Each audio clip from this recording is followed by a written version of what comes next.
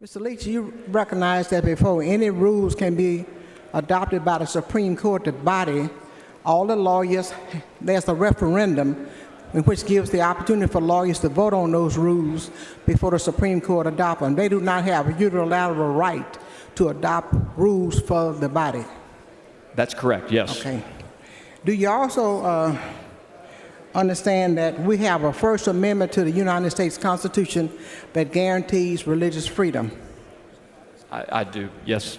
And since you mentioned that this is belts and suspenders, let me ask you this question. If a lawyer wanted to practice Sharia law, and his whole tenet was going to be that he wanted to make sure that he get rid of the infidels in this particular state, then your amendment is going to give him 100% protection. Would that be right? That is not correct. No, your amendment says religious freedom. And as amended, it's religious freedom throughout his practice of law. And what denies him the right to practice Sharia law if that's his religious freedom as an attorney? What denies him that right? Sure, Representative Thompson, every lawyer, as Representative Anchia reminded us, every lawyer in this state swears an oath to uphold the United States and the Texas Constitution. And then why do we need your amendment? What you've just outlined is clearly, with respect, Madam Chair, is clearly a violation of the United States Constitution. Now, a lawyer can try to do it, but they're not going to be successful. And when it comes to first principles, when it comes to our rights, our fundamental rights that are protected by the First Amendment, that's what this is about. I do not believe that there's any...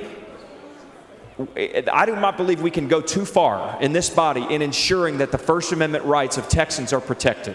You Texas do not lawyers believe we can and non-lawyers. Why then, if you don't believe that we can go too far, why would you not deny this right to this guy who believes in Sharia law, the right to practice that is religion? Madam Chair, that would not be going too far, according to what you just told me. That would clearly be going too far, Madam Chair. When a court is faced with what's constitutional and what's not, Madam Chair, I understand your point, but I think it's going way too far. It's clearly on its face not constitutional for someone to allege that it's my religious belief to be taking out the infidels in Texas, to use your words. What this amendment does is ensure that the oath of Texas lawyers is protected, that it's enshrined, and that the State Bar and the Supreme Court, when they're promulgating those rules on Texas lawyers, are protecting the First Amendment rights of Texas lawyers. That's all this amendment does. But your amendment would allow Sharia law to be practiced as a personal religion, because that would be religious freedom. Madam Chair, as we've discussed, my amendment, with respect, will protect the free exercise of religion that's protected under the First Amendment. Absolutely, 100%. Okay, I know you said something else a few moments ago relative to the grievance process. The grievance process is not under the jurisdiction of the Supreme Court. It is under the jurisdiction of grievance committees in various localities of the state. And they do not operate under religion. Do you understand that? Representative Thompson, yes, I do. But they're charged with enforcing the rules that govern Texas lawyers. The grievance committees are in charge with enforcing the rules, and the rules are promulgated by the Supreme Court and the State Bar, and they take their direction from the legislature. And what religion would they be enforcing? There's no state religion, Madam Chair, as you know. But you said nor should there be. Freedom. No. As I've said from this microphone multiple times today, whether you practice Judaism, Islam, Buddhism, Catholicism, Christianity, or whether you practice no religion at all, the great thing about this country is that you're protected.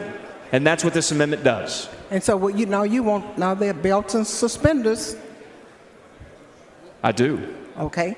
And I noticed there was a statement made about the judge and the 10th Amendment. He was actually removed from office because of ethical reasons. Thank you, Madam Chair. Mr. Roberts raises a point of order. The gentleman's time has expired. The point of order is well taken to sustain.